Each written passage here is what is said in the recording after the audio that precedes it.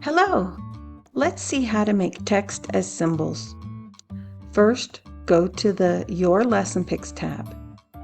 Scroll down to Your Photos and Custom Symbols. Find the section titled Add Text Symbols.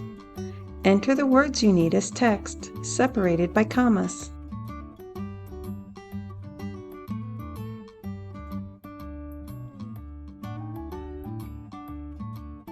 Choose your font.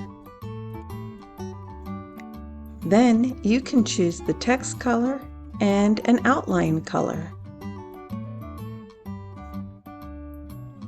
The outline color adds a line outline on the text. You can make it the same color to make the text look bold, or use only an outline color for students to trace the words. Are you ready to use these words as symbols? Make sure the box is checked to add them to the tray. The symbols will show below to use for future materials.